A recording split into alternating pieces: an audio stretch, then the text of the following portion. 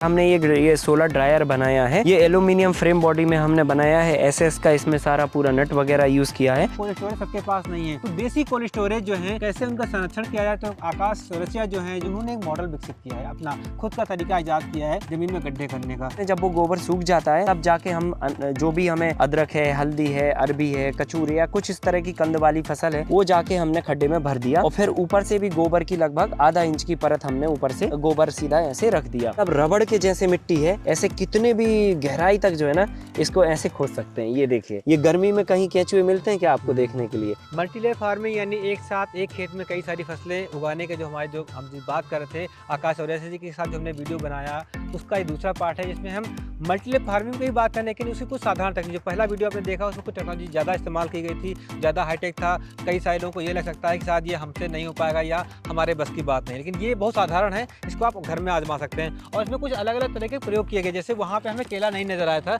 यहाँ पे केला नज़र आया है, यहाँ की फसलें बदली हुई नज़र आ रही हैं, यहाँ पे हमें घास भी नज़र आ रही है। तो इनका ये इसके बाद थोड़ा बताइए उससे और पहले वाला जो वीडियो हमने बनाया उसमें इसमें क्या अंतर है? देखिए, इसमें हमने क्या किया है सर कि जैसे क्या होता है, ये स्ट्रक्चर को हमें साधना होता है, आंधी तूफान से बचाना होता है। तो इसका जो बेसिक नीड है कि हम जो है ना बांध के, और यहाँ पर हमने ये लोहे का एंगल लगाया है। ये एंगल 2.5 फीट गहरा अंदर जमीन के गया है। लोहे का एंगल है, इसकी मोटाई 6 mm है और 1.5 इंच की इसकी विड्थ है और 2.5 फीट इसकी गहराई है। तो इसमें हमने 2 सूत का छेद करा के ये मोटा वाला वायर जो है ना इससे खींच के बांध दिया। अब क्या होता है कि जब हम वायर बांधते हैं ना तो ये हमारा 3 से 5 फीट का स्पेस हमारा वेस्ट जाता है जो स्ट्रक्चर के बाहर होता है। तो इस जगह का हम उपयोग कैसे करें? तो हमारे दिमाग में आया कि इसमें हम जो है ना कुछ इस तरह की फसलें लगा दें जो लंबे समय तक चलें, जिनमें पानी की भी रिक्वायरमेंट कम हो और डेली का मेंटेनेंस ना हो। तो इसमें हम केला है, पपीता है, सहजन है, अरहर है, गन्ना है या गायों के लिए चारा है, इस तरह की कोई चीज़ हम यहाँ पे उगा सकते हैं। तो ये पूरे मॉडल के चारों तरफ हमने जो है ना यहाँ पर 16 वैरायटी के केले का कलेक्शन किया है। इसमें जो है ना हमारे पास रेड बनाना भी है, कर्नाटक का जीरा केला भी है, इलायची केला भी है, भुसावली केला भी है, बिहार का केला भी है, बंगाल का है, आसाम का है, यहाँ गोवा का है और आंध्रा का है, तेलंगाना का है। सब राज्यों के केले यहाँ पर हम ये आप अपने हिसाब से चुनाव कर सकते हैं। मल्टीलेयर फार्मिंग का मकसद यही है कि कम जमीन में ज़्यादा उपज कैसे ली जाए, कैसे पूरा परिवार एक छोटे टुकड़े से पल सके, कैसे एक किसान जिसके पास 1 एकड़ जमीन है वो क्या कर सके। हमने पहले वाले वीडियो में बात की थी 1 एकड़ का इस तरह का स्ट्रक्चर बनाने के लिए आपको 70 से 80 हज़ार रुपये चाहिए, और आकाश जी का मानना है कि एक आदमी कुछ भी करके 5 से 6 लाख रुपए कमा सकता है। वो 10 लाख रुपए कमा चुके हैं, ये प्रूवन बात उन्होंने हमको बताई है। तो यहाँ जो हमने पहला मॉडल देखा मल्टीलेयर फार्मिंग का और ये इसमें बेसिक अंतर क्या क्या है? देखिए, इसमें जो है ना कमर्शियल क्रॉप पर ज़्यादा फोकस किया गया है। वहाँ पर होम डिलीवरी के हिसाब से उसमें फसलों के कॉम्बिनेशंस बहुत सारे लगाए गए हैं। यहाँ पर जैसे हमने 4 भागों में इस पूरे 1 एकड़ के खेत को बांटा है। इसमें हमने ज़मीन पे नीचे इस सरफेस पे कस्तूरी मेथी ली थी, वो हमने निकाल के ड्राई कर ली, और ऊपर सरफेस पर जो है ना हमारी ये अरबी की फसल है, और ऊपर जो है ना इस पे स्ट्रक्चर के ऊपर ये हमारी कुंदरू है। ये 3 साल पुराना पौधा है जो मतलब ऊपर से ही कटिंग कर देते हैं और फिर ये वापस चालू हो जाता है। तो ये यहाँ पर देखिए पूरा बढ़िया से फल रहा है और ये कुंदरू है, और फिर इसमें हमें पपीता का जो है ना इसमें अभी ट्रांसप्लांट करना है। तो ऐसे ये बेड है, मैं बता दूं फिर से, ये जो बेड बनाया गया 4 फीट का है। ये जो पावर टिलर आता है छोटा वाला मिनी पावर टिलर, उससे बनाया गया बेड है। ये बांस लगाया गया है, यहाँ पे 5 बाई 5 फीट बांस लगाए गए हैं। दूसरे की दूरी 5 बाई 5, यानी कि ये जो स्ट्रक्चर है ये 5 बाई 5 का है, 5 और 5। इसके नीचे 4 फीट का बेड बनाया गया है। वहाँ पे पहले वाले वीडियो में ड्रिप लाइन डाली थी, यहाँ पे इन्होंने हाथ से पानी देने की व्यवस्था की है। या फिर देखिए इन्होंने स्प्रिंकलर भी लगा रखे हैं, वो आपके पास जैसी सुविधा हो। और कुंदरू है यहाँ पे, और करेला भी शायद है, करेले भी हैं। करेले पीछे की साइड में लगे हैं इसी मॉडल में। उसमें वहाँ पे अदरक है, फिर करेला है, और ऊपर में ऐसे पपीता है। और यहाँ पर ये वापस ये काली हल्दी का एक प्लॉट है जिसमें काली हल्दी के साथ में धनिया का पत्ता है। देखिए पूरी तरह से ये पूरा प्लॉट भरा हुआ है, तितलियाँ घूम रही हैं यहाँ पर, है ना, भौरे और मधुमक्खियाँ भी घूमती रहती हैं, छत्ते भी इसमें लगा लेती हैं।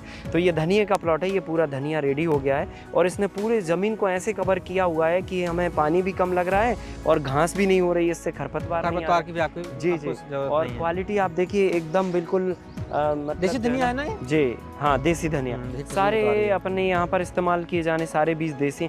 ये कस्तूरी मेथी का मतलब रेडी प्लॉट है। ये भी अभी हमें बस अभी बादल थोड़े हो रहे थे तो अभी हमने नहीं निकाला, अभी इसको हम निकाल के सारा डिहाइड्रेट कर देंगे।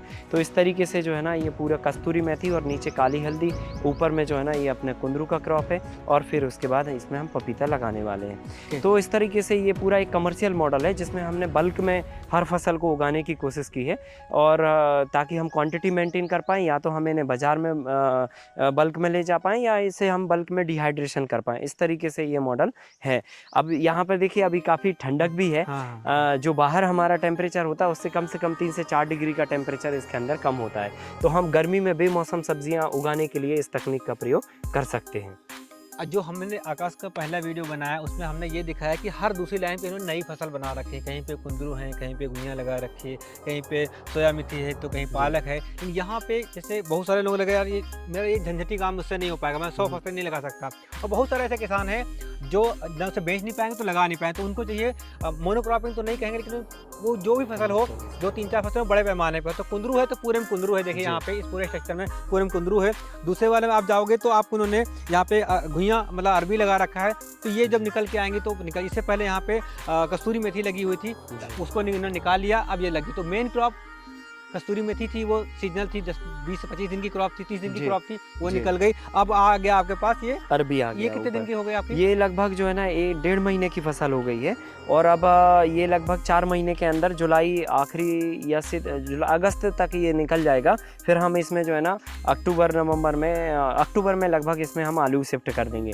तो इसमें हम आलू लगाएंगे। फिर आलू तो कितनी लाइन लगाते हैं? आलू इसमें 3 लाइन लगाते हैं, एक सेंटर में, एक लेफ्ट और एक राइट में, ऐसा। और पानी का फिर वही नालों में पानी देते हैं? हाँ, नाली में पानी देते हैं, नाली में भी दे सकते हैं और स्प्रिंकलर से भी दे सकते हैं, दोनों तरीके से जैसे आपके पास सुविधा हो। जी जी। ये दोनों इधर से एक ही चीज है या कुछ अलग अलग है? नहीं, कॉम्बिनेशन अलग अलग है। कॉम्बिनेशन अलग अलग है। कॉम्बिनेशन अलग अलग है। अब यहाँ पर एक चीज देखिए आप कि इसमें जो मिट्टी है हमारे बेड की, आप किसी भी जगह की अगर मिट्टी आप इसको चेक करना चाहें, बिल्कुल मतलब रबड़ के जैसे मिट्टी है, और बिल्कुल आप इसको ऐसे आसानी से मतलब जो है ना ऐसे कितने भी गहराई तक जो है ना इसको ऐसे खोद सकते हैं। ये देखिए, क्योंकि इससे बहुत ज़्यादा इसकी जुताई नहीं की गई, क्योंकि इससे बहुत ज़्यादा इसकी मयाया नहीं गया है, क्योंकि इसमें खरपतवार उस तरह से नहीं, उसकी दवा नहीं डाली गई, तो मिट्टी जो है ना ये बच भी रही। देखिए ये पोरोसिटी मतलब जितनी नरम मुलायम मिट्टी जो होगी वही उसकी। इस मिट्टी को मतलब ऐसे लग रहा है जैसे ऐसे आपने रखा हो खाली। तो आप ये मध्य प्रदेश का पठारी इलाका है ना। जी जी जी। अभी पत्थर ही मिलेंगे आपको आगे पीछे। तो ये इतना सॉफ्ट इसके अंदर देखिए आप, ये गर्मी में कहीं केंचुए मिलते हैं क्या आपको देखने के लिए? ये इतने सरफेस के लेवल पे ये केंचुए हैं इस मिट्टी में। तो ये मिट्टी की क्वालिटी है। अभी मतलब इतना के नीचे जाएंगे ना तो आपके बहुत केंचुए इसके अंदर हैं, जबकि इसमें तो सरफेस पे ही आ गया। और ये मिट्टी इतनी सॉफ्ट बन जाती है इस मॉडल के अंदर, क्योंकि माइक्रोबियल जो एक्टिविटीज़ होती है वो इस मॉडल के अंदर बहुत बेहतर होती है। आप यहाँ पर देख रहे हैं मल्टी लेयर फार्मिंग के अंदर उग रही धनिया पत्ती के लिए। यहाँ पर ऐसा नहीं है कि यहाँ पर केवल धनिया ही पत्ती का उगना हो रहा है। यहाँ पर अभी लगभग 42-43 डिग्री का तापमान जा रहा है, और एकदम ये धनिया का पत्ता एकदम हरा भरा है, और पूरा डेंसिटी में पूरा कवर किया है ये ज़मीन को। इसके नीचे जो है ना एक हमारी काली हल्दी की ऑलरेडी फसल है जो उगने की प्रोसेस में है। ये धनिया का पत्ता अगले हम 5 से 10 दिन के अंदर पूरी तरह से निकाल देंगे, और फिर वो नीचे की फसल ऊपर आ जाएगी। तो ये धनिया का पत्ता जो है ना हमें 3 तरह से फ़ायदा पहुंचा रहा है। एक तो हमारा ये बाज़ार में काफ़ी अच्छा दाम दे रहा है, इस चमक के साथ में, इस ग्रीनरी इसके साथ में, और इस खुशबू के साथ में। धनिया का पत्ता अभी इतनी गर्मी में बाज़ार में मिलना बड़ा मुश्किल है, तो इसके अच्छे दाम मिल रहे हैं हमको। और दूसरी बात ये है कि ये पूरी ज़मीन को इस तरीके से इसने कवर किया है कि कोई भी बीड्स, कोई भी खरपतवार बहुत नगण्य मात्रा में है यहाँ पर, और बहुत अच्छे तरीके से इसने ज़मीन में ग्रीन मल्चिंग के रूप में ये उगी हुई है। फिर दूसरा फ़ायदा ये है कि 50% सनलाइट तो हमारा स्ट्रक्चर रोकता है, 50% सनलाइट जो है ना ये हमारी पत्ती वाली सब्जियाँ रोक रही हैं। तो ये पत्ती इसने क्या किया है, धनिया पत्ती ने पूरे ज़मीन के सरफेस को कवर किया है, तो सनलाइट जो है ना पत्ते पे गिर रही है, ज़मीन पर नहीं आ रही है। तो देखिए यहाँ पर जो है ना अंदर में इतना ज़्यादा मॉइस्चर है, देखिए कितनी नमी है, गीला है एकदम से बिल्कुल। और जबकि दिन भर पूरी तरह से धूप रही, देखिए कितनी मिट्टी जो है ना एकदम मगध की तरह, एक तो बारीक है, एकदम बुरादा है, और ऊपर से देखिए ये अर्थबम है। देखिए इतना हाथ मारने से ये अर्थबम आपको मिल रहे हैं ज़मीन के सरफेस लेवल पे ही।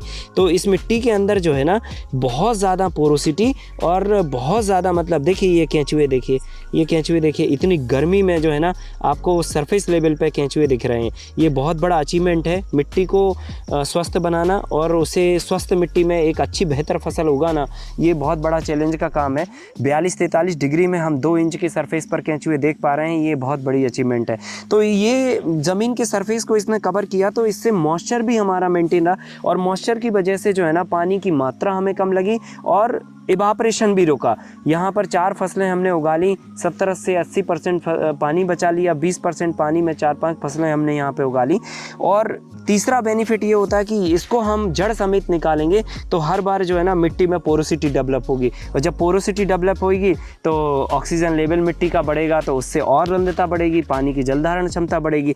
तो इस तरह से जो है ना ये ग्रीन मल्चिंग की तरह हमारी धनिया पत्ता पूरा, देखिए आप पूरा खेत भरा हुआ है। यहाँ पे तितलियाँ घूम रही हैं, मधुमक्खियाँ भी घूम रही हैं, अलग अलग तरीके की रंग बिरंगी तितलियाँ हैं जो यहाँ पर पॉलिनेशन का काम करती हैं। भौरे जो है ना इन सब का मनोरंजन का काम कर रहे हैं, और यहाँ पर मधुमक्खियाँ हैं वो भी मनोरंजन पॉलिनेशन का भी काम कर रही हैं, और जगह जगह पे छोटे छोटे छत्ते बनाती हैं तो हमें शहद देने का भी काम करती हैं। तो इस तरह से जो है ना एक इको सिस्टम के माध्यम से यहाँ पर कई तरह की फसलें बेमौसम कहना चाहिए समय पे ये सब सारी चीज़ें उगाई जा रही हैं। आकाश चौरसिया जी के मल्टी लेयर फार्मिंग की जो बात कर रहे हैं उसमें हमने इनके 2-3-4 इनकी खूबियाँ ये हैं कि ये खुद तो किसान रहे, किसान के बेटे हैं, खेती किया, पढ़ाई की छोड़कर खेती में काम किया क्योंकि ज़मीन कम थी, इसलिए इनके साथ संकट, इनके सामने आजीविका का संकट था कैसे उगाया जाए। साल 2009 से इन्होंने ये सब इन पे मंथन शुरू किया, रिसर्च शुरू किया, टमाटर से किया, और आज ये 16 एकड़ के अपने एक फार्म में जहाँ पे हम खड़े हैं, एक गांव में भोपाल सागर जिले में जो है कसूरिया गांव, कपूरिया गांव में जो है वहाँ पे एक फार्म है। ऐसे 3 फार्म और हैं जहाँ पे काम कर, थोड़ा उसके बारे में बता दीजिए लोगों को। देखिए हमारी शुरुआत हुई थी हमारा जहाँ पर अपना घर है वहाँ से ना, और वहाँ पर हमने 10 डिसमिल से काम शुरू किया था। फिर वहाँ पे हमने और भी रेंट पे ज़मीन लेके आसपास की उस पे काम किया, फिर उसके बाद और भी बाहर अलग अलग लोकेशंस में काम किया। आज हमारे अपने खुद के 3 फार्म हैं, और हम यहाँ सागर में 3 फार्म पे अलग अलग लोकेशंस पे काम करते हैं। कहीं पर अनाज उगाते हैं, कहीं पर देसी बीजों का वो करते हैं, कहीं पर जो है ना फ्रूट्स उगाते हैं, कहीं पर एग्रो फॉरेस्ट्री पे काम करते हैं, और यहाँ पर वेजिटेबल, ग्रेन, पल्सेस, मिलेट्स पर काम करते हैं। तो ऐसे करके हम लगभग सभी तरह की फसलों पे काम करते हैं, सभी फार्मों को मिला के। तो हमारे पास 70 से भी ज़्यादा फसलें हम उगाते हैं, और 200 से भी ज़्यादा उनके हम प्रोडक्ट भी बनाते हैं। वो बढ़िया। तो आपका मार्केटिंग का भी तरीका कुछ खास है? जी, मार्केटिंग में हम जो है ना सारी प्रामाणिकता से काम करते हैं, और लोगों की ज़रूरत के हिसाब से हम प्रोडक्ट को बनाते हैं। तो जो लोगों को पसंद है या जैसा लोगों को चाहिए है वैसा अपन चीज़ लोगों को उपलब्ध कराते हैं। तो उससे जो है ना हमारी मार्केटिंग अपने आप होती है, और लोग यहाँ पे फार्म पे ही आते हैं और यहीं से चीज़ें जो है ना हमारी लेके चले जाते हैं। तो जो शहर के जो लोग हैं जिनको पता है कि आप प्राकृतिक खेती करते हैं, यहाँ पे ये कोई स्प्रे नहीं करते हैं, किसी तरह कीटनाशक नहीं डालते हैं, कोई खाद नहीं डालते हैं, किसी तरीके कोई ऐसा मतलब तो है ही प्राकृतिक, ये कहते हैं गाय गोबर पे आधारित व्यवस्था, गाय गोबर पर आधारित व्यवस्था है। तो यहाँ पे कोई भी रासायनिक इस तरह की व्यवस्था नहीं है, सिर्फ गाय का गोबर और कंपोस्ट जो बनाते हैं खुद पेड़ पौधों से या वनस्पतियों से, या इसका जो यहाँ सब्जियाँ या फल हैं जिनका अवशेष बचता है उनसे। तो एक अच्छी मतलब कहते हैं ना मार्केट डेवलप हो गई है, लोग खुद से आके फार्म भी देख जाते हैं, इसी बहाने फार्म टूर भी हो जाता है, और यहाँ सब्जी लेके जाते हैं। और साथ में शायद आप वो भी करते हैं ना, क्या कहते हैं, आप तो लोगों के घर भी पहुँचाते हैं ना? हाँ, होम डिलीवरी भी करते हैं। बहुत सारे लोग यहाँ पर भी आके ले जाते हैं, कई लोग होम डिलीवरी के माध्यम से जुड़े हुए हैं, और कई लोगों को हम जो है ना बल्क में अलग अलग शहरों में भिजाते हैं, फिर वो लोग जो है ना अपना वहाँ पे डिस्ट्रीब्यूट करते हैं। तो ऐसे करके लगभग 1000 से ज़्यादा लोगों को हम पूरे भारतवर्ष में अपनी सब्जियाँ या यहाँ से उगे हुए उत्पाद भेजते हैं। तो इन्होंने एक और अच्छा नया काम कर थोड़ा बाहर उसको दिखाते, वो इन्होंने ये किया कि ये तय होता है कि हर बार कहते हैं ना चीज़ों का मौसम आता है, अगर आलू का मौसम आलू बहुत है, कुंदरू का मौसम कुंदरू बहुत है, अगर क्या कहते हैं ना तोरई का मौसम तोरई बहुत है, लेकिन जब वो नहीं होती है, जब उसका मौसम जा चुका होता है तब जाके बहुत ये मौसम जाना ही नहीं बल्कि 15-20 दिनों का अंतर ही आपको नज़र आ जाता है कि वो कितने ज़्यादा क्या कहते हैं महंगी हो गई है। तो उसके लिए इन्होंने ये किया है कि सब्जियों को ड्राई करना शुरू कर दिया है, उनको हाइड्रेट करना शुरू कर दिया है ताकि वो बाद में काम आ सकें। और ये सब कुछ हो जाता है, चल के वो भी थोड़ा देख लेते हैं। साथियों, जैसा कि हम बता रहे थे आपको कि सब्जियों के लिए हम डिहाइड्रेट करते हैं और कोई भी सब्जी के लिए जो है ना हम वैल्यू एडिशन करके उसे अच्छे दामों में बाज़ार में या शहरों में हम भेज सकते हैं। तो जो किसान भाई के पास मार्केट नहीं होता है या वो शहर से दूर होते हैं काफ़ी और वो सब्जियों को मंडी तक सही समय पर नहीं पहुंचा पाते हैं या कोई भी उनका मार्केटिंग सिस्टम नहीं तैयार हुआ है, तो वो सब्जियां अगर उगा रहे हैं तो उनका डिहाइड्रेशन करते हैं। और उस डिहाइड्रेशन के लिए हमने ये सोलर ड्रायर बनाया है। ये एल्यूमिनियम फ्रेम बॉडी में हमने बनाया है, एसएस का इसमें सारा पूरा नट वगैरह यूज़ किया है। और इसको मतलब ये 1.5 फीट की इसमें हाइट रखी है, ये इस तरफ जाली लगाई है, उस तरफ पूरी ब्लेड लगा मतलब प्लेट लगा के और उसको बंद किया है और बीच में छेद लगा के उसमें एग्जॉस्ट लगाएंगे। तो ये ऐसे किया है और ये पूरा फ्रेम बनाया है इसका और इसमें पूरा ये प्लेटफॉर्म है पलंग के जैसे। ये फोल्डिंग भी हो जाती है इसकी। और इसमें जो है ना हमने ये ट्रे बनाई हुई है। ये ट्रे जो है ना स्टेनलेस स्टील की जाली की है। इस पर आप कोई भी सब्जी काट के जो है ना इस पर डालिए और ये 3 से 4 दिन के अंदर जो है ना डिहाइड्रेट हो जाती है। बेसिकली इसका पानी उड़ जाता है। इस तकनीक का मेन जो कंसर्न है वो ये है कि जो भी सब्जी जो पेरिसेबल आइटम है, जो मॉइस्चर के कारण जल्दी फफूंद, फंगस या बैक्टीरिया लग जाते हैं या ख़राब हो जाती है, उसको हम काट पीट के यहाँ पर ड्रायर में डालते हैं और ये ड्रायर 3 से 4 दिन में उस सब्जी के पानी को सुखा देता है और सब्जी की क्वालिटी एज इट इज़ रहती है, उसके nutritional value as it is रहती है, उसका कलर, उसका रंग रूप गंध एज इट इज़ रहता है। और हम उसको ड्राई करके फिर पैक करके रख लेते हैं और जब हमें साल में उसकी ज़रूरत है तब हम उसका उपयोग कर सकते हैं। तो ज़्यादातर अरब कंट्रीज़ में और यूरोप की कंट्रीज़ में इन सारी सब्जियों का बहुत ज़्यादा चलन है, क्योंकि वहाँ पर ग्रीन सब्जियाँ नहीं होती हैं। तो इस तरह की सब्जियों को वो कुनकुने पानी में डाल के और फुला के 10 मिनट के बाद में फ्राई करके इनको सब्जी बनाया जा सकता है। किसान को इससे काफ़ी अच्छा फ़ायदा हो सकता है, क्योंकि जो भी हम सब्जी मंडी या बाज़ार ले जाते हैं उसके लिए हमें ट्रांसपोर्ट लगाना पड़ता है और वो मटेरियल हमारा काफ़ी कम दाम में बिकता है। तो हमने क्या किया कि यहाँ पर जैसे लौकी एग्जाम्पल के रूप में हम काटते हैं तो उसका बहुत % का जो छिलका होता है, वो छिलका पार्ट जो है ना हम मंडी लेके जाते हैं तो उस पर ट्रांसपोर्ट लगाते हैं। फिर मंडी से जो है ना ठेले तक पहुँचता है, उसमें ट्रांसपोर्ट लगता है। फिर ठेले पे आप खरीदने जाते हैं, फिर ट्रांसपोर्ट लगाते हैं। और लौकी घर में जब लेके आते हैं तो उसका 25% हिस्सा आप छिलके के रूप में निकाल के आप उसको डस्टबिन में डाल देते हैं। फिर डस्टबिन में जाने के बाद वो छिलका डंपिंग यार्ड में जाता है, फिर ट्रांसपोर्ट लगता है। तो आप ज़रा सोचिए कि 25% छिलके को हमने लौकी के साथ में ढोया और उसको कई जगह पे ट्रांसपोर्ट दिया और बेफिजूल में हमने उस पर खर्चा किया। और अगर हम ये देखें अगर बड़े रूप में, तो अगर एक ट्रक में अगर 20 टन माल भरा हुआ है तो 5 टन माल जो है ना हमारा छिलका होता है, जिसे हम लौकी के साथ में ट्रांसपोर्ट करते हैं। अगर वो छिलका हमारे किसान के पास ही यहाँ पर हम उसको प्रोसेस कर लें और उसकी लौकी के छिलके को उतार दें तो 5 टन छिलका, सोचिए कि ज़रा गायों के पेट में जाएगा तो गायों को एक अच्छा हेल्दी खाना मिलेगा और उस छिलके से रेवेन्यू जनरेट होगा। वो गाय दूध देगी और उसी छिलके से वो 5 टन का गोबर बनेगा। तो वो गोबर वापस हमारा खेती में डलेगा, जिसको हमें लाने के लिए ट्रांसपोर्ट नहीं करना पड़ेगा। तो लाने के लिए भी ट्रांसपोर्ट बच गया हमारा और भेजने के लिए भी हमारा ट्रांसपोर्ट बच गया। और ऐसे हम 25% मटेरियल को एक रेवेन्यू मॉडल में यहीं पे बदल देते हैं और साथ में एम्प्लॉयमेंट भी जनरेट कर देते हैं। तो इस तरीके से जो है ना किसान को यहाँ पर फ़ायदा होता है। और जब ये मटेरियल हमारा बाज़ार में बिकने जाता है तो हम इससे अन्य जगह पर ट्रांसपोर्ट बचा के इन्वायरमेंट को भी फ़ायदा पहुँचा सकते हैं और सोसाइटी को भी इससे फ़ायदा होता है, क्योंकि वो इतना सब्जी का डब्बा अगर रख लेते हैं और फिर उसको बार बार यूज़ करते रहते हैं तो उन्हें बार बार हर सब्जी को बाज़ार खरीदने के लिए नहीं जाने की ज़रूरत। उनका वक्त और धन दोनों चीज़ें इससे बचती हैं। तो इस तरीके से इस तकनीक के माध्यम से हम किसानों को बता रहे हैं कि वो सोलर तकनीक के माध्यम से सब्जियों को डिहाइड्रेट करें और फिर इन्हें बाज़ार में लेके जाएं और अच्छे दाम कमाएं। देखिए इसका हमने ड्राइंग बनाया है। कोई भी किसान भाई अगर चाहें तो इसका हमसे डिज़ाइन ले सकते हैं, ड्राइंग ले सकते हैं और फैब्रिकेट खुद से कर सकते हैं। इसमें एल्यूमिनियम के ये कंडोल पाइप लगाए हुए हैं हमने, एसएस के नट लगाए हुए हैं और ये सारा स्टेनलेस स्टील की इसमें जाली लगी हुई है ताकि इसमें जंग ना आए किसी तरीके की बारिश में। ये लगभग 10-15 साल तो इसका कुछ नहीं बिगड़ने वाला। ये 250 माइक्रोन की यूवी रेस प्रोटेक्टेड पॉलीथिन है। एक उसमें सोलर पैनल प्लेट लगती है और एक छोटा सा एग्जॉस्ट लगता है जो कंप्यूटर के पीछे लगता है।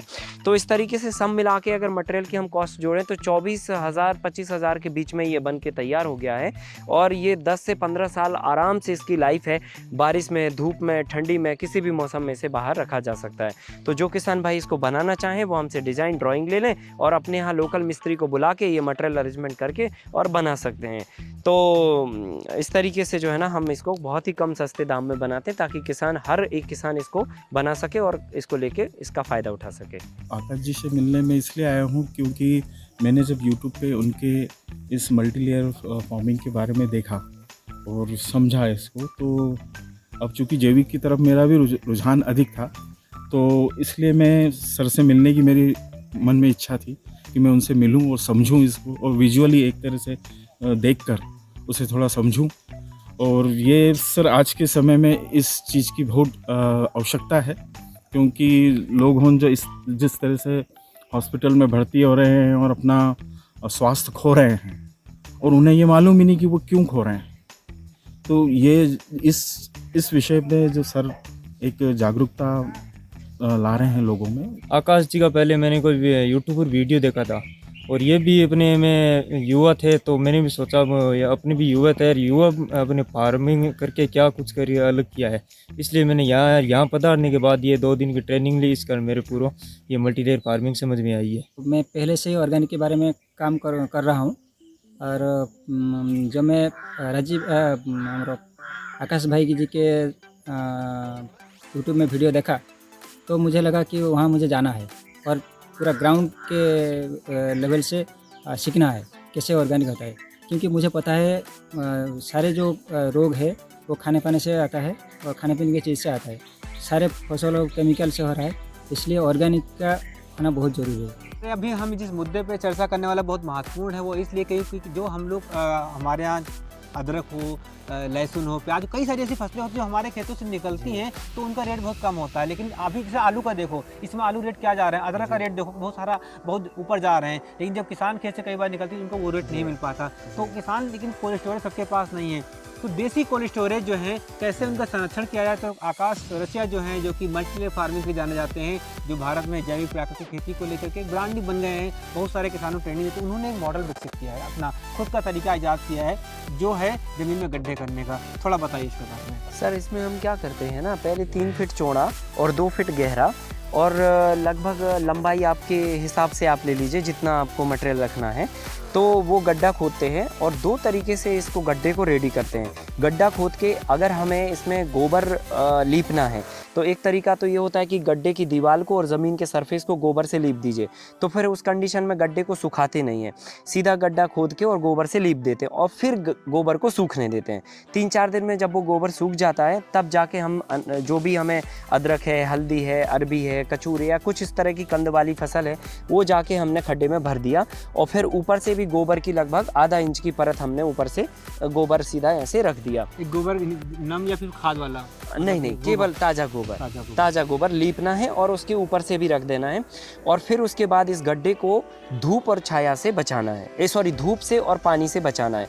इसमें बारिश का पानी नहीं भरना चाहिए और डायरेक्ट इसमें सनलाइट नहीं लगना चाहिए। तो पेड़ के नीचे जो हमारी जगह जिसमें हम मान के चलो फसल नहीं उगा पा रहे, तो हम इस तरीके से इस गड्ढे का प्रयोग करके इसमें स्टोरेज करते हैं। तो मैंने देखा अभी एकदम से ख्याल आया, ये देखिए ये देखिए यहाँ पे इसमें काली हल्दी स्टोरेज है।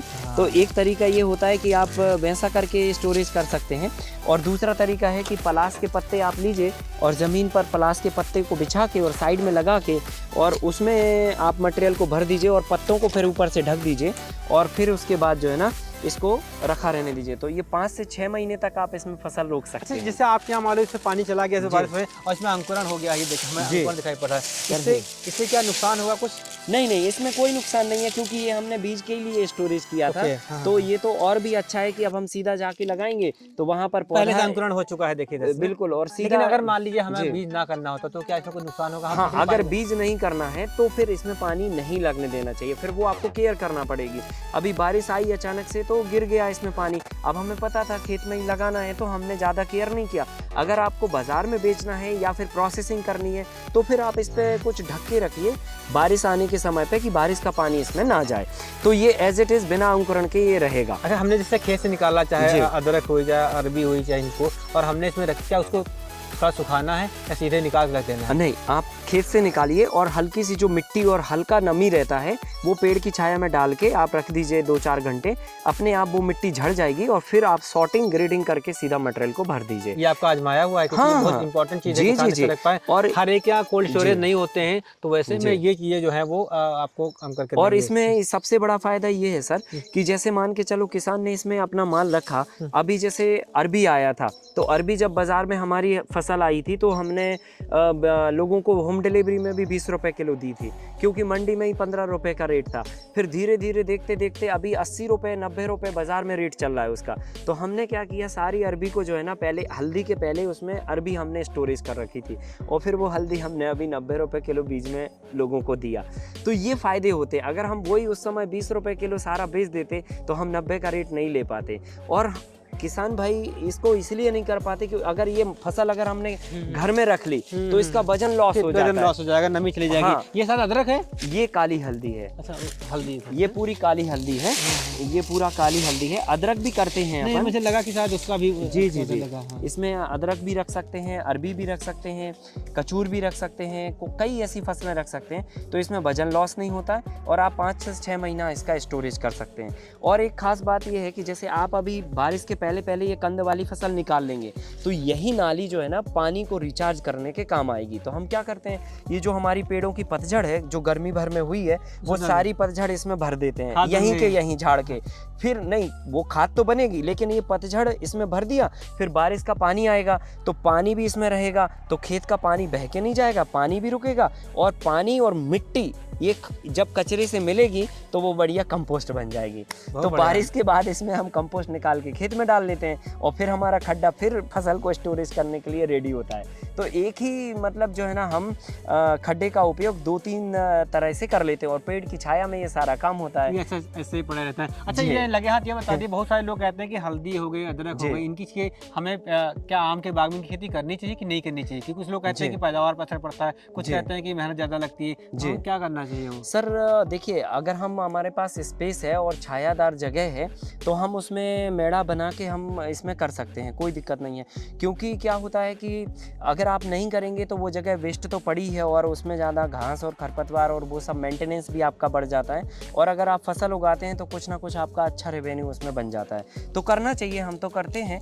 और इस तरह से भी हम स्टोरेज के रूप में भी हम इसका मुझे उपयोग बहुत अच्छा करेंगे। लगा। इसको आप आजमाइए जरूर, अपने थोड़ा सा करके देखिए। अगर सफल हो जाएं, सब कुछ सही चल जाए तो अगली बार इसको आजमाइए। क्योंकि अगर आपने फसल खेत निकालते ही बेच दिया तो सबने कहा रखा है प्राकृतिक, जैविक, किसी तरह खेती करने वाला आदमी व्यक्ति है, सबने कहा है कि फसल तो पैसा कोई और कमाता है, उगाता किसान है। अगर किसान उसका थोड़ा 2-4 काम और सीख जाएगा तो उसको पैसे मिलेंगे। बहुत शुक्रिया, छोटी छोटी जानकारी हैं और हमने आकाश जी से बहुत सारी बातें की हैं जो अलग अलग वीडियो में आप देख सकते हैं। न्यूज़ 40 पे भी हैं और भारत के अलग अलग बहुत सारे समाचार प्लस पे आपको ये ढूंढे मिल जाएंगे।